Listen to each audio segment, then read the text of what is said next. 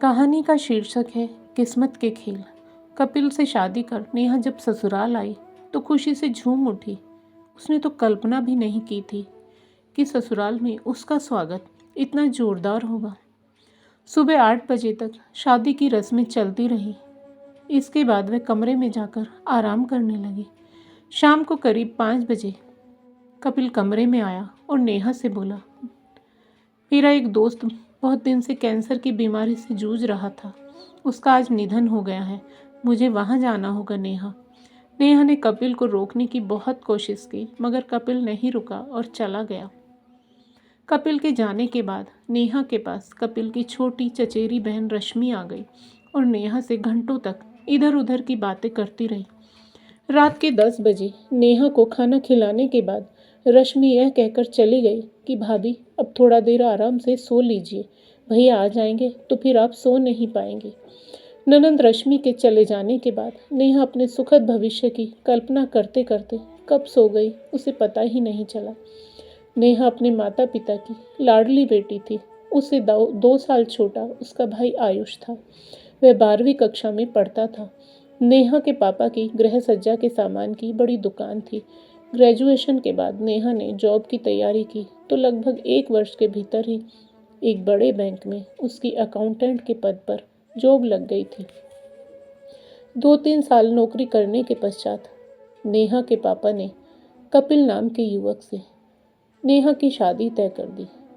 कपिल की भी 2 साल पहले ही टेलीफोन विभाग में ऑफिसर की पोस्ट पर नौकरी लगी थी। कपिल के पिता एक रिटायर्ड शिक्षक थे और माँ गृहिणी थी। कपिल से 2 साल छोटा उसका भाई विपुल था, जो इंटर करने के पश्चात एक प्राइवेट कंपनी में नौकरी करता था। रात के दूसरे प्रहर नेहा के कमरे में उसकी ननंद रेखा आई और नेहा को झकझोर कर उठाया और रोते हुए बोली, नेहा भाभी, अनर्थ हो गया। कपिल भैया अपने दोस्त के घर से लौटकर आ रहा था। उसकी बाइक की एक ट्रक से टक्कर हो गई और भाई की घटना स्थल पर ही मृत्यु हो गई है। पापा को थोड़ी देर पहले ही पुलिस से खबर मिली है। यह बुरी खबर सुनते ही नेहा के तो होश ही उड़ गए। रात के 3 बज रहे थे। उसको कुछ समझ नहीं आ रहा था कि ये क्या हो गया। कहाँ तो वह अपने सुखद भविष्य की कल्पनाएं कर रही थी और कहाँ उसके जीवन में यह भयंकर तूफान आ गया है।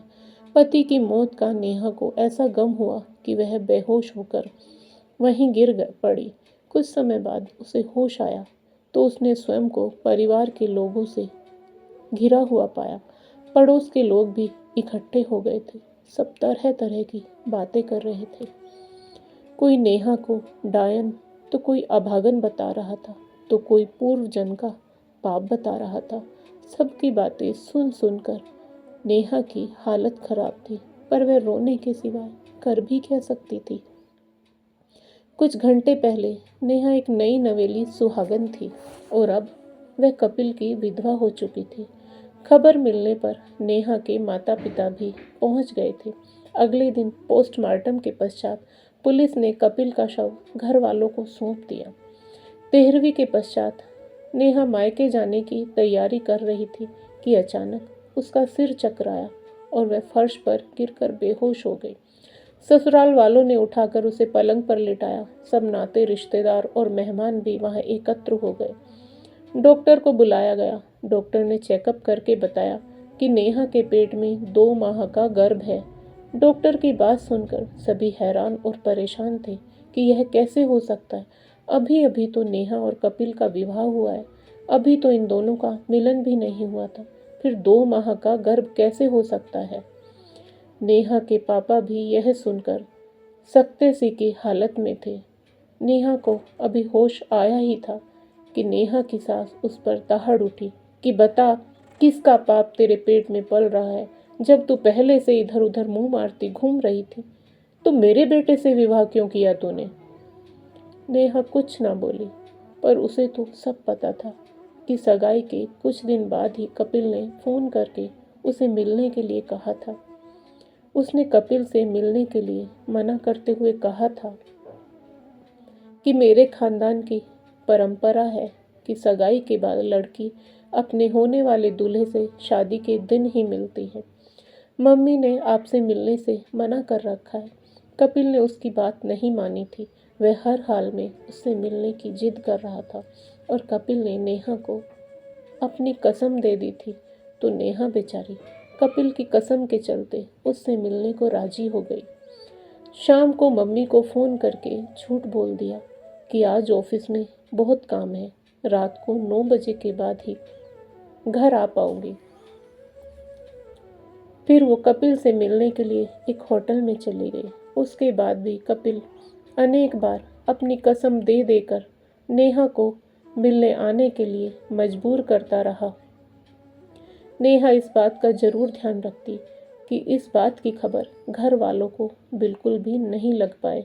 एक दिन कपिल नेहा को पहला फुसलाकर एक बहुत ही आलीशान होटल में ले गया।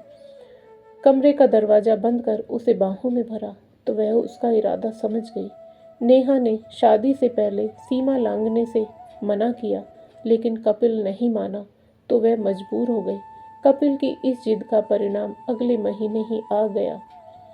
उसने अपना प्रेगनेंसी टेस्ट किया तो पॉजिटिव आया। नेहा घबरा गई और उसने कपिल से जल्दी विवाह की बात कही।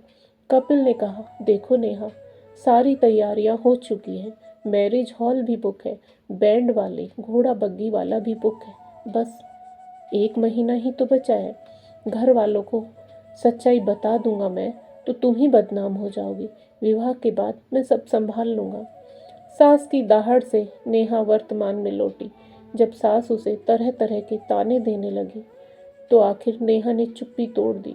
उसने सबके सामने हकीकत बता दी, पर उसका सच किसी ने स्वीकार नहीं किया। सभी ने इसे नेहा की मनगढ़ंत कहानी बताई।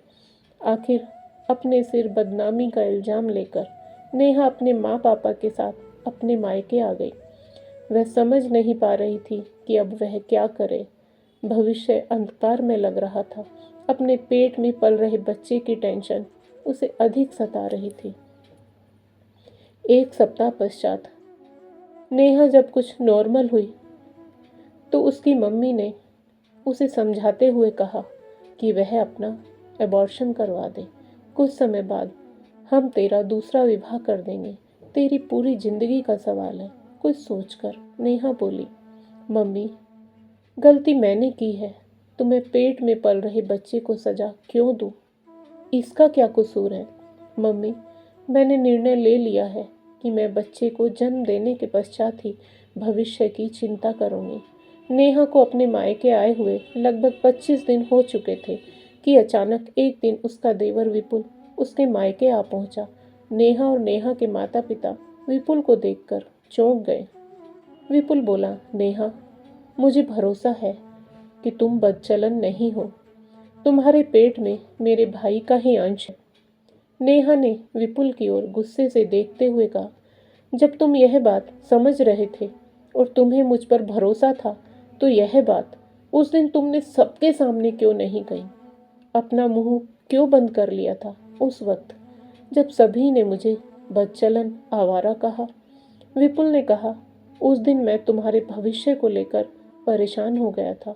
उस दिन मैं यह निर्णय नहीं कर पाया था कि क्या करना चाहिए। नेहा अपने गुस्से पर काबू करते हुए बोली, अब क्या चाहते हो? मैं तुमसे विवाह करके तुम्हारा भविष्य संवारना चाहता हूँ। तुम्हारे होने वाले बच्चे को अपना नाम देना चाहता हूँ। इसके लिए मैंने अपने माता पिता को राजी कर लिया है। दफ्तर और मोहल्ले में नेहा बुरी तरह बदनाम हो चुकी थी। सभी उसे दुष्चरित्र समझते थे। इस स्थिति में आसानी से किसी दूसरी जगह उसका विवाह होने वाला नहीं था। इसलिए आत्ममंथन के पश्चात वह विपुल से विवाह करने के लिए तैयार हो गई। नेहा बच्चे की डिलीवरी के पश्चात विवाह करना चाहती थी, परंतु विपुल ने कहा कि वह डिलीवरी से पहले विवाह करके बच्चे को अपना नाम देना चाहता है। फिर ऐसा ही हुआ। डिलीवरी से पहले उन दोनों का विवाह हो गया। जिस घर से नेहा बुरी तरह बेइज्जत होकर निकली थी, उस घर में फिर से दुल्हन बनकर लौट आई थी नेहा। फलस्वरूप नेहा ने विपुल को अपने दिल में बसाकर अपने प्यार से नहला दिया और प्यार से अपनी पलकों पर बिठा लिया। विपुल भी नेहा का बहुत ध्यान रखता था। उसे घर का कोई भी काम नहीं करने देता था। काम के लिए उसने एक नौकरानी रख ली थी। विपुल का भरपूर प्यार पाकर नेहा बेहद खुश थी। उसके पैर जमीन पर नहीं पड़ते थे। प्रसव का समय नज़दीक आया तो बातों बातों में विपुल ने नेहा से कहा कि तुम अपनी बैंक डिटेल्स दे दो। प्रसव के समय यदि मेरे अकाउंट में कुछ रुपए कम पड़ जाएंगे तो तुम्हारे अकाउंट से ले लूँगा। नेहा को विपुल की बात सही लगी। नेहा ने अपना डेबिट कार्ड तथा साइन किया हुआ ब्लैंक चेक और चेक बुक सब विपुल को दे दिए। नेहा की नॉर्मल डिलीवरी हुई। उसने प्यारे से बेटे को जन्म दिया जिसका नाम ध्रुव रखा गया।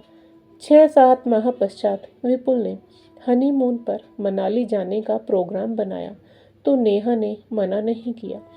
ध्रुव को साथ लेकर नेहा और विपुल ने मनाली घूमा। विपुल बहुत खुश था। सब कुछ बहुत अच्छा चल रहा था। तीनों खुशी खुशी घर वापस लौट आए थे। नेहा विपुल का अथाह प्रेम पाकर कपिल को भूल गई थी। ध्रुव 1 वर्ष का हो गया था तब भी नेहा ने विपुल से अपने डेबिट कार्ड और चेक बुक आदि वापस नहीं लिए थे। नेहा को कभी इसकी आवश्यकता ही महसूस नहीं हुई थी। विपुल ने उसके अंधकार में जीवन को रोशनी से भर दिया था तो वह भला विपुल पर अविश्वास कैसे कर सकती थी। और फिर विपुल तो उसका जीवन साथी था। जरूरत तब पड़ी जब एक बार नेहा के पिता को बिजनेस में बहुत बड़ा नुकसान हुआ और उन्होंने नेहा से 4 लाख रुपए मांगे। तब नेहा ने विपुल को अपने पापा का अकाउंट नंबर देते हुए कहा, विपुल, मेरे अकाउंट से पापा के अकाउंट में 4 लाख रुपए ट्रांसफ़र कर देना। यह सुनकर विपुल ने कहा, डियर, तुम्हारे अकाउंट में रुपए है कहाँ जो ट्रांसफ़र कर दूँ? मुश्किल से 1000-2000 रुपये होंगे। नेहा को यह सुनकर तेज झटका लगा क्योंकि उसके अकाउंट में तो 9-10 लाख रुपए थे। आखिर इतने रुपए कहाँ चले गए? नेहा ने विपुल से पूछा, विपुल, मेरे अकाउंट में तो उस वक्त लगभग 10 लाख रुपए थे। इसके अलावा हर महीने 50,000 रुपये मेरी सैलरी के भी आ रहे थे। सारे के सारे पैसे कहाँ खर्च हो गए? विपुल ने झुंझलाते हुए कहा, तुम्हारे प्रसव में खर्च हुए और हमारे हनीमून पर खर्च हुए। बाकी घर की ज़रूरतों में खर्च होते रहे। तुम्हारे पैसे से ही तो घर खर्च चल रहा है। पापा की पेंशन और मेरी तनख्वाह तो भविष्य के लिए जोड़कर रख रहे हैं। विपुल की बात सुनकर नेहा खामोश हो गई पर उसे यह बात समझते देर न लगी कि उसके साथ कुछ तो गलत हो रहा है। डिलीवरी के समय उसको एक छोटे से हॉस्पिटल में एडमिट किया गया था और डिलीवरी भी नॉर्मल ही हुई थी जिसका बिल मात्र 50,000 रुपये ही आया था। हनीमून पर भी अधिक खर्च नहीं हुआ था। जिस होटल में ठहरे थे वह बिल्कुल नॉर्मल सा था। उसका खाना पीना भी सामान्य ही था। जो होना था वह हो ही चुका था।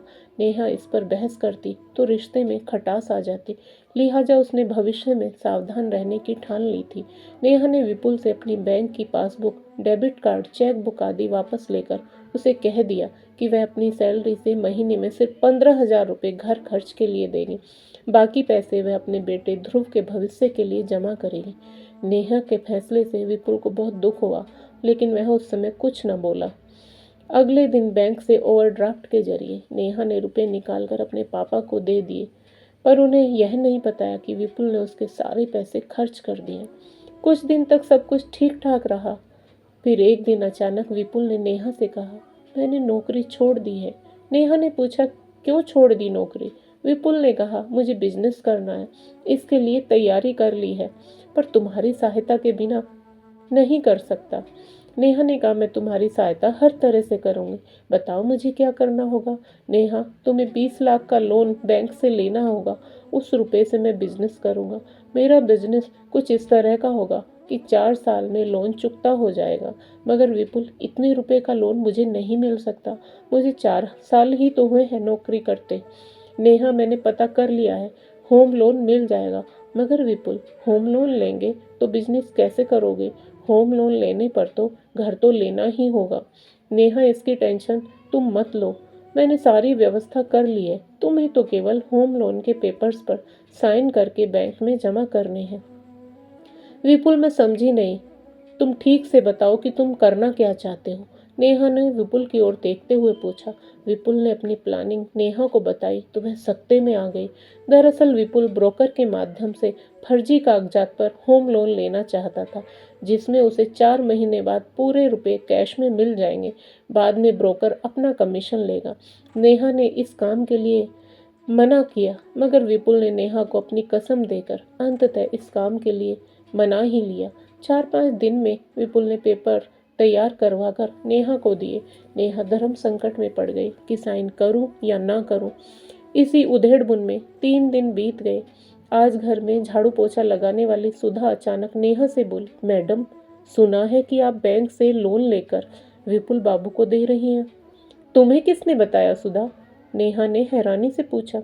कल आपके घर से जब मैं काम करके वापस जा रही थी तो विपुल बाबू आंगन में अपनी माँ से बात कर रहे थे। उनके बीच होने वाली बात मैंने भी सुन ली। विपुल बाबू कह रहे थे कि माँ, आप चिंता मत करो, बिजनेस के लिए लोन नेहा लोन लेकर दे रही है। लोन ले लेने के बाद इस घर में नहीं रहने दूंगा नेहा को मैं। नेहा पर तरह तरह के इल्जाम लगाकर इस घर से निकाल दूंगा।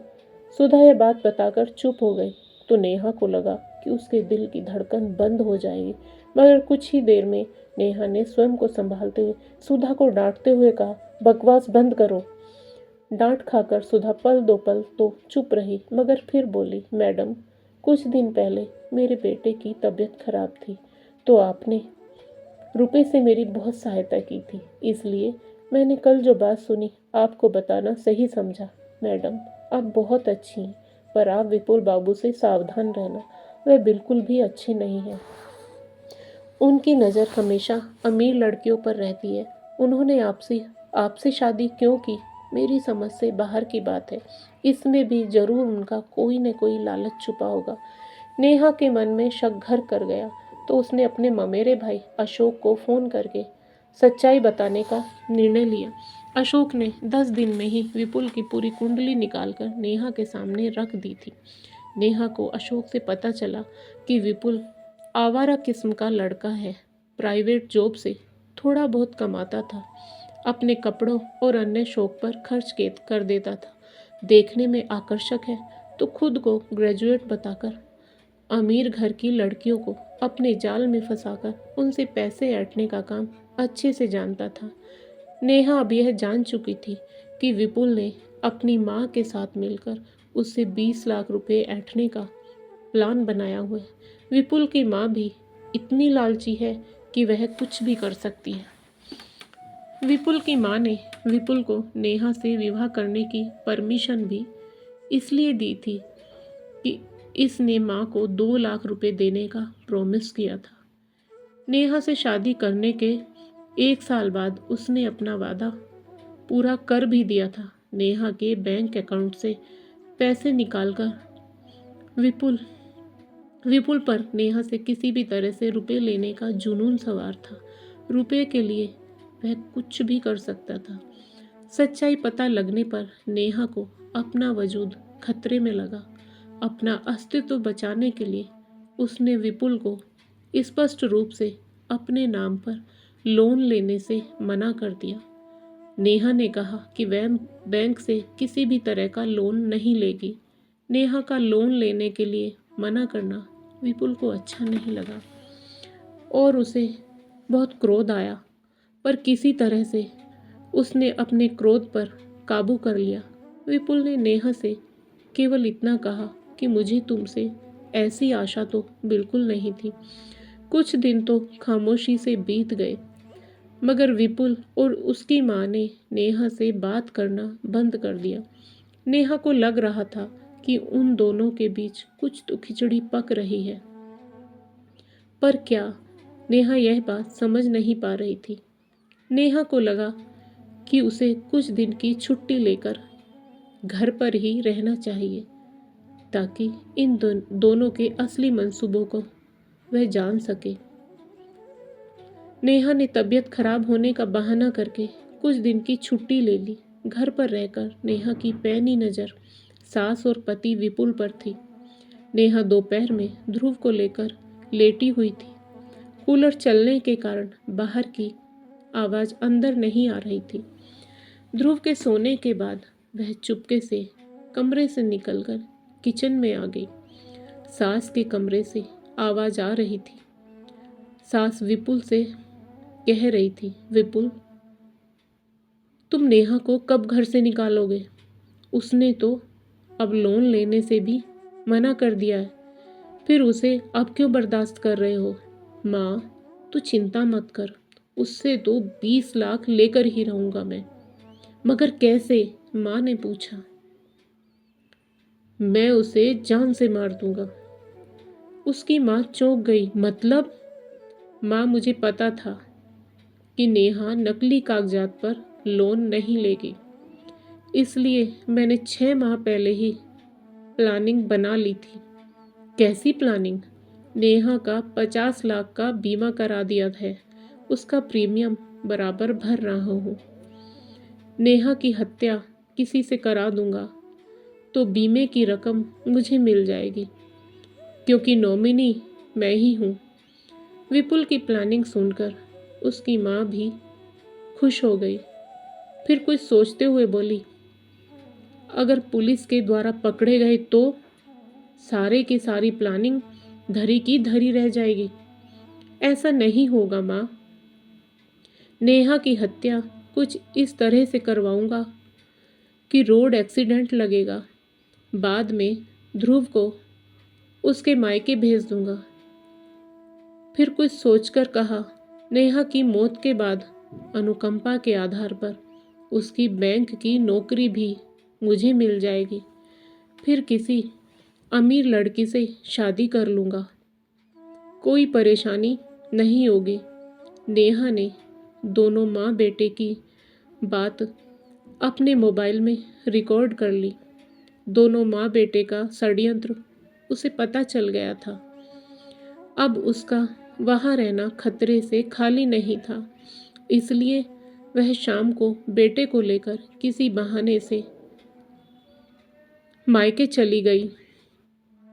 सारा घटनाक्रम अपने माता पिता को बताया तो उन्होंने नेहा को विपुल से तलाक ले लेने की सलाह दी। नेहा विपुल को ऐसे ही तलाक देकर नहीं छोड़ना चाहती थी, बल्कि उसे जेल की सलाखों के पीछे भेजकर जेल की हवा खिलवाना चाहती थी।